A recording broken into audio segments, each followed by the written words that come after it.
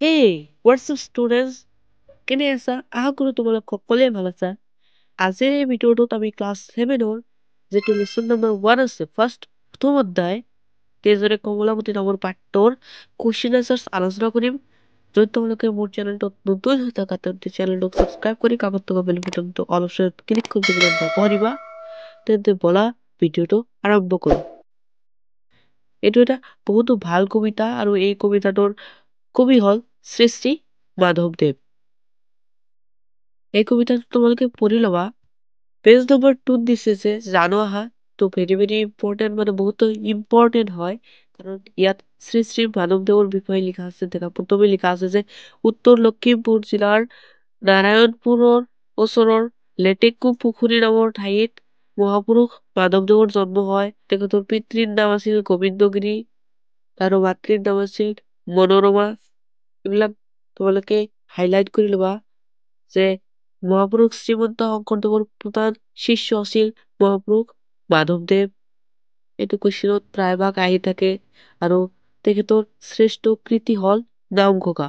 এইটোতো তোমালোকৰ ক্লাছ 9 10 মেট্ৰিকত আহে এই কুৱেশ্যনটো, আৰু 12তো আহে য'ত তোমালোকে এছামিছ লোৱা। তাৰপিছত ইয়াত বৰগীত আছে, যে বৰগীত কি প্ৰশ্ন আহে। বৰগীত হ'ল মহাপুৰুষ শ্ৰীমন্ত শংকৰদেৱ আৰু শ্ৰী শ্ৰী মাধৱদেৱে ৰচনা কৰা ৰামকৃষ্ণৰ লীলাৰ বিষয়ক আধ্যাত্মিক গীত। ইয়াৰ পৰা তোমালোকৰ বহুতো প্ৰশ্ন আহে। আকৌ আহিব পাৰে ব্ৰজাৱলী ভাষা কি? এইটো এনচাৰ হ'ব ব্ৰজাৱলী ভাষা হ'ল শ্ৰীমন্ত শংকৰদেৱ আৰু শ্ৰী শ্ৰী মাধৱদেৱ প্ৰমুখ্যে বৈষ্ণৱ কবিসকলে ব্যৱহাৰ কৰা এক ধৰ্মীয় ভাষা। ই মৈথিলী আৰু অসমীয়া আদি ভাষাৰ সংমিশ্ৰণত সৃষ্টি হোৱা, মানে এইটো মৈথিলী আৰু অসমীয়া ভাষা এই দুয়োটাৰে সংমিশ্ৰণ হয়। তাৰপিছত ইয়াত আছে ইয়াৰ অন্য এটা নাম ব্ৰজবুলি ভাষা। এইটো আহে কুৱেশ্যনত।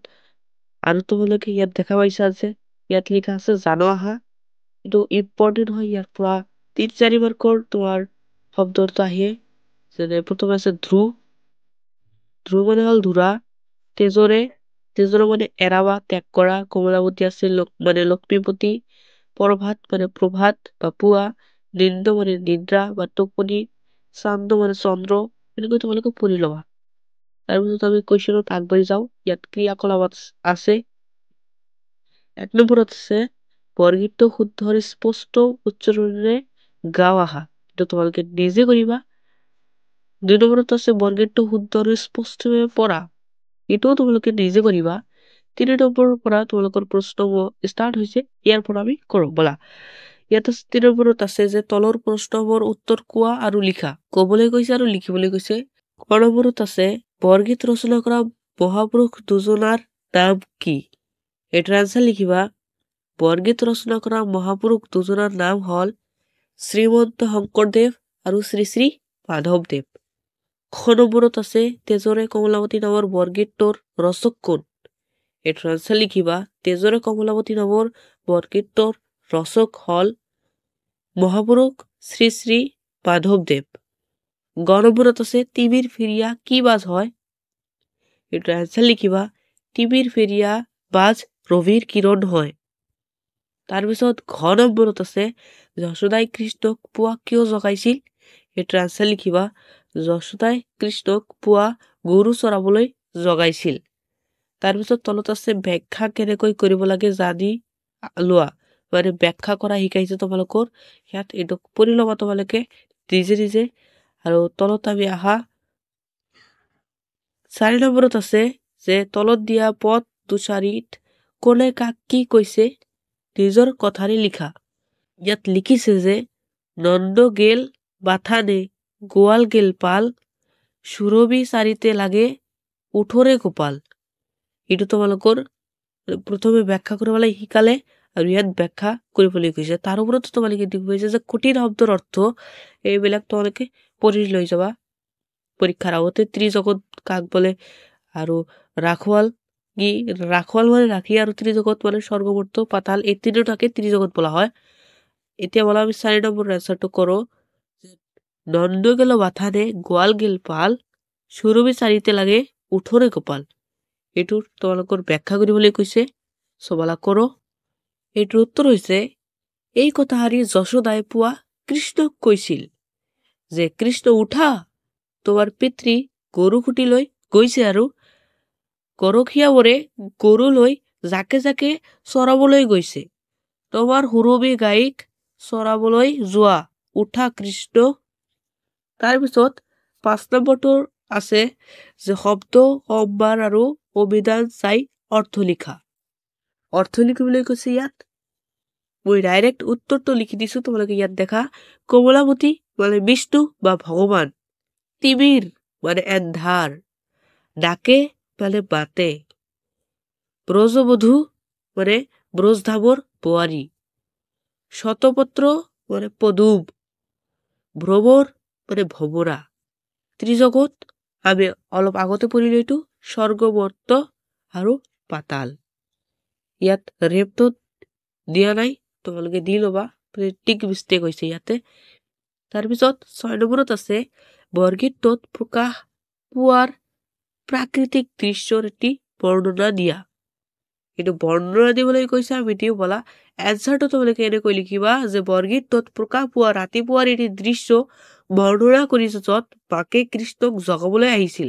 মানে মাকে কৃষ্ণক জগাবলৈ আহিছিল যে উঠা কৃষ্ণ উঠা, গৰু লৈ যোৱা, তোমাৰ দেউতাকে গৈ আছে গৰু লৈ, তুমিও যোৱা, এনেকৈ কৈছিল। 7 নম্বৰত আছে তলৰ ছবিখন চোৱা। মই চাইডত ছবিখন দি আছো, যে দিছে যে তলৰ ছবিখন চোৱা আৰু তাত প্ৰকাশ পোৱা কথাখিনি কোৱা। এইটোৰ উত্তৰটো লিখিবা। তলৰ ছবিখনত প্ৰকাশ পোৱা কথাখিনি হ'ল তাত ৰাতিপুৱাৰ এটি দৃশ্য দাঙি ধৰিছে, পুৱাৰ সূৰ্য ওলাইছে আৰু নদীৰ বুকত ধুনীয়াকৈ পদুম ফুল ফুলি আছে আৰু চৰাই জাকে জাকে উৰিছে। তাৰপিছত 8 নম্বৰ কুৱেশ্যনটো হ'ল 8 নম্বৰৰ ক যে শব্দৰ আগত ত্ৰি শব্দ লগাই নতুন শব্দ গঠন কৰা আৰু অৰ্থ জানি লোৱা। এইটোৰ উত্তৰটো লিখিবা।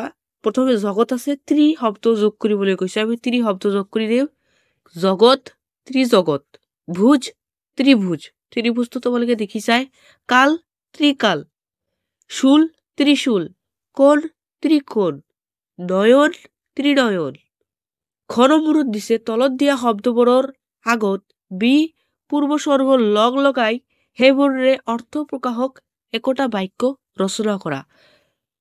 প্ৰথমে বি পূৰ্বসৰ্গ লগ লগাই এটা বাক্য বনাবলৈ কৈছে, তাৰপিছত সেইটোৰ বাক্য ৰচনা কৰিবলৈ কৈছে। এটা এটা কৰি কৰিও আমি উত্তৰটো লিখিবা।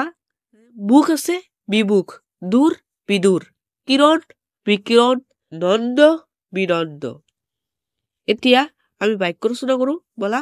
বিমুখ আছে, কেতিয়াও কাকো বিমুখ কৰিব নাপায়। বিদূৰ, পৃথিৱীৰ পৰা সূৰ্যলৈ বহুত বিদূৰ। বিকিৰণ, ৰাতিপুৱা সূৰ্যৰ পোহৰ বিকিৰণ হৈছে। বিনন্দ, ল'ৰাবিলাকে খেতি পথাৰত আনন্দ বিনন্দৰে খেলি আছে। তাৰপিছত 9 নম্বৰত আছে যে তলৰ ব্ৰজাৱলী ভাষাত লিখা বাক্য 4 শাৰী আধুনিক অসমীয়ালৈ ৰূপান্তৰ কৰা। আধুনিক অসমীয়ালৈ ৰূপান্তৰ কৰিবলৈ কৈছে বলা, আমি কৰো। ক নম্বৰত আছে ৰয়নী বিদুৰ দিশ ধবলি বৰণ। এইটোৰ উত্তৰটো লিখিবা। ৰাতি গৈ ৰাতিপুৱা হৈছে। তাৰপিছত খ নম্বৰত আছে শতপত্ৰ বিকশিত ভ্ৰমৰ উৰাই। এইটোৰ উত্তৰ হ'ল পদুম ফুলি তাত ভোমোৰা উৰিছে। গ নম্বৰত আছে দাম সুদাম ডাকে তেৰি লয়া নাম। এইটোৰ উত্তৰটো লিখিবা। দাম আৰু সুদামে তোমাৰ দাম লৈছে। ঘ নম্বৰত আছে ক্ষীৰ লবণু লয়া সিংহামেদ বেনু। এইটোৰ উত্তৰটো লিখিবা। ক্ষীৰ লবণু লোৱা আৰু গৰু চৰাবলৈ যোৱা। তাৰপিছত 10 নম্বৰত আছে এটা শব্দত প্ৰকাশ কৰা। এইটো তোমালোকৰ পৰীক্ষাত প্ৰায়ে আহি থাকে, আহিবই, এটা বা দুটা আহিবই, তোমালোকে সকলো কেইটা পঢ়ি যাবা। উত্তৰটো লিখিবা। মই ডাইৰেক্ট উত্তৰ দিছো। গৰু বন্ধা ঠাই গোহালি, যিজন সকলোৰে মাজত প্ৰিয়, জনপ্ৰিয়। যি ৰাতি নেদেখে কুকুৰী কণা, যাক সহজে লাভ কৰিব নোৱাৰে, দুৰ্লভ। যিজনে সকলো জানে, জ্ঞানী। যিজনে বিষ্ণুক উপাসনা কৰে, বৈষ্ণৱ। 11 নম্বৰ কুৱেশ্যন দিছে বৰগীতত 4টা আখৰেৰে গঠিত এটা শব্দ আছে। সেই শব্দটোৰ প্ৰথম আখৰ দুটা মিলি বল বুজায় আৰু শেষৰ আখৰ দুটা মিলি মানুহৰ নাম বুজায়। শব্দটো বিচাৰি উলিয়াই লিখা। বলৰাম প্ৰথম দুটা মিলি বল হয়। ইয়াত কুৱেশ্যনত দিয়েই দিছে যে বলৰাম শব্দটো আমাক ব্যৱহাৰ কৰিব লাগিব, তাৰ পৰা আমি শব্দ উলিয়াব লাগিব। ইয়াত প্ৰথমটো কুৱেশ্যনত দিছে প্ৰথম আৰু তৃতীয় মিলি কি বুজাব? মানে এই যে বলৰামৰ আছে, বলৰামৰ প্ৰথমটো যিটো ব আৰু তৃতীয়টো কি ৰা। প্ৰথম আৰু তৃতীয়টো মিলি কি হয়? বৰা। তেন্তে বৰা হ'ব। উত্তৰটো আছে যে প্ৰথম আৰু তৃতীয় মিলি বৰা বুজায়। তাৰপিছত দ্বিতীয় আৰু তৃতীয় মিলি কি বুজায়? এইটো এনচাৰ হ'ব দ্বিতীয় আৰু তৃতীয় মিলি ল'ৰা বুজায়। তাৰপিছত চতুৰ্থ আৰু দ্বিতীয় মিলি কি বুজায়? এইটো উত্তৰ লিখিবা চতুৰ্থ আৰু দ্বিতীয় মিলি বল বুজায়। বন্ধু আৰু ছাত্ৰ ছাত্ৰীসকল আজিৰ কাৰণে এইখিনিয়ে। যদি ভিডিঅ'টো ভাল লাগে লাইক কৰি দিবা, বন্ধুসকলৰ লগত বা বান্ধৱীসকলৰ লগত শ্বেয়াৰ কৰি ছাবস্ক্ৰাইব কৰিবলৈ ক'বা আৰু তোমালোকেও ছাবস্ক্ৰাইব কৰি ৰাখিবা। আজিৰ কাৰণে এইখিনি, ধন্যবাদ।